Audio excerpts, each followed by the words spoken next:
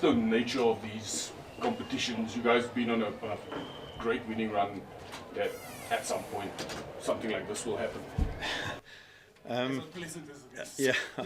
Yeah. Sort of came out the blue a little bit. We've been playing really good cricket, but have struggled with our batting in the power play. It has been an issue. And today, 17 for 4, it was hard to get a score on the board, and you don't know whether to go and attack and try and get 160 and give yourself a chance, or get there by batters in hand coming at the back end. So we really got ourselves under pressure right from the start and couldn't really get a big enough score on the board.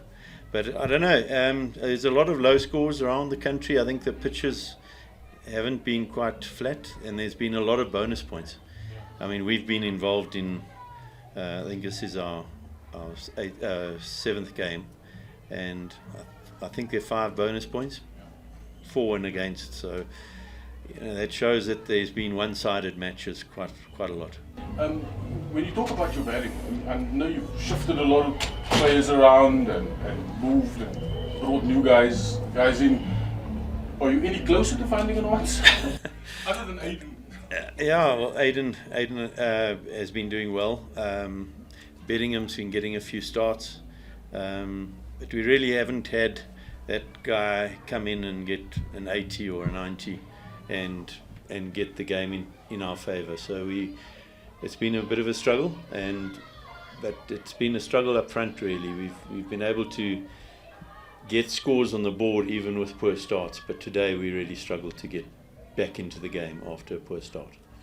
Last one. You've worked with Faf for a long time. I know there's so many T20 matches around the world now, but to see someone that get to a landmark like that, what does it say about him? Wow, 400 matches. I mean, it's incredible, and credit to him. He's still going. He looks fit. I'm sure he's got quite a few more still to come, but 400 is a massive milestone, and it just shows how what a brilliant player he has been, and the longevity he's had is just incredible. He's looked after himself, and he's been able to maintain his standards over a long period of time. And so congratulations to Faf. It's been an incredible career in T20 cricket. He's also played the other formats as well, but he's spent a lot of time on the field in this format, so well done to Faf. Hi Eddie, just in terms of Zach Crowley, we all know that he's a quality player, but he's been struggling in this season. So when you're rewatching those videos of his innings, what would you say is going wrong? Is it a mental thing? Is it a technical thing? What is happening? T20 is a brutal game if you're out of form. It doesn't give you time. In 50-over cricket you can bide your time a little bit, and in Test cricket you can bide your time and see a few balls and spend time at the crease. In T20 cricket you can't do that. You've got to get going. So it's been hard for him, and he's been getting out to straight balls, but also caught behind of wide balls like today. So he's been getting out sort of in 2 modes, and he's a quality player. I chose him because of his ability and some of the innings I've seen him play. So unfortunately he got a 38 in the one game, which was really good, and since then has struggled. But he's not the only one that struggled for us. We've got other guys that have also struggled a bit. But I really feel for him. He's a great guy, and he's putting in the hard work, and he's trying his utmost to turn it around. And in terms of the way forward, what do you do when you have that sort of situation? Bearing in mind as well that we are nearing the qualifications of the knockout stage. So what do you do? Do you back him? What do you do? I don't know. We're going to have to look at it and come up with a plan for the next game. We've obviously backed him until now, but we'll take a day off. We fortunately got travel day tomorrow, then we practice on Tuesday, we play Wednesday, so there's a little time ahead of us to come up with a plan.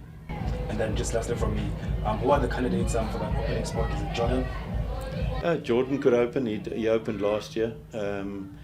He opened in the first game of this season as well.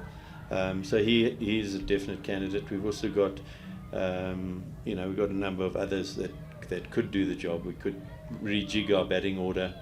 Daniel Smith is a young player that's in our in the squad as a batsman. So we have got other options. We've also been hurt with, and I'm not moaning at all because other teams have had more injuries than us, but Patrick Kruger has had a calf injury and that's really hurt us. And he was a massive player for us last year, and I was looking forward to him playing this year. But unfortunately, he's just had this niggle and he can't seem to get over it. So that has had an impact in our batting for sure. I don't know how much you coaches are involved in the decisions about the toss, but how do you explain winning the toss and starting off like that? Because as you said, 17 for 4, it really seems strange that you chose to bat. How do you explain that? Well, the pitch looked decent. They were not sure either whether to bat or bowl. It wasn't just a straightforward decision, and there are lots of players that have got a lot of experience here. So the pitch actually looked quite good. We're not blaming the pitch at all. We got off to a poor start, and whether you win the toss and bat or bowl, you got to play good cricket, and we didn't play good cricket. So yes, in hindsight we could have bowled first, but we don't have hindsight. And Faf also said the pitch looked a good pitch to him, and he wasn't 100% sure whether to bat or bowl. They would have bowled, and we chose to bat. But I don't think it was a terrible decision. Our team is set up very well to getting runs on the board and defending them. We're a very good defending side, and so we were playing to our strength as well in that decision. And is it possible to pick up any lessons from this kind of thing where you are not quite sure what to do given the state of the pitch, because it looks a certain way but then it plays out another way? Yeah, we've had a couple of pitches in Port Elizabeth that also played a bit different to what we thought. So it's been a bit strange this year. I've been around a long time and I've read a lot of pitches, and I've got a few wrong lately, but I'm not the only one getting them wrong. You make your decisions and you try and play to them, and unfortunately we couldn't recover from the poor start we had today.